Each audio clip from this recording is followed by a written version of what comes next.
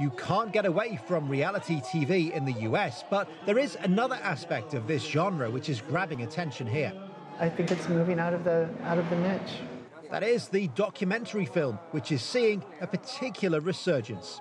Or, to be more specific, those real-life movies about money.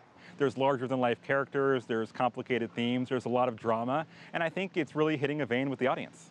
Hollywood has spent years giving us its treatment. Movies like The Wolf of Wall Street, Margin Call, The Big Short, Wall Street, to name a few. Dramatic tales based on reality. Seems now it's time for fact to have its starring moment. I've certainly noticed a hunger on the part of the American public to find, really well-researched investigative stories that are well told too. To see why, forget this place. You want to head here, or here, or here, or here. In fact, they're all getting in on it. Take Dirty Money, for example, Netflix's series said to be one of the streaming giant's biggest ever hits, exploring everything from corporate money laundering to drugs cartels. Critics on Rotten Tomatoes giving this one 100%. I love money. Generation Wealth, an 8-year project, has been wowing critics at the big festivals. It's hitting Amazon later this year. And these kinds of films even getting as far as the Oscars. They routinely falsified mortgage documents. Abacus, Small Enough to Jail, a real-life nail-biter about a family-owned Chinese-American bank up against the authorities in an all-stakes trial.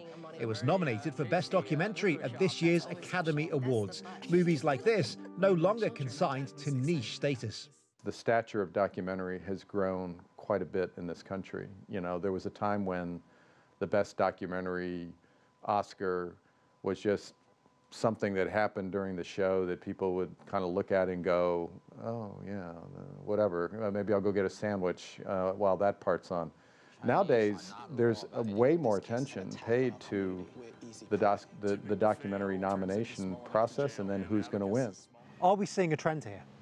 We are seeing a trend. I think what you're seeing is the prime movie-going demographic really had their lives shaped by the financial crisis. They're starting to really be interested in how this affects all aspects of their life.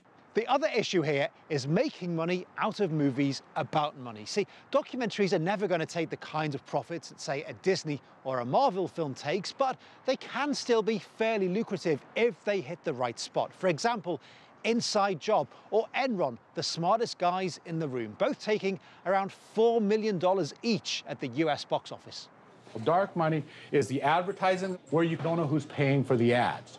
Will dark money make money? Maybe.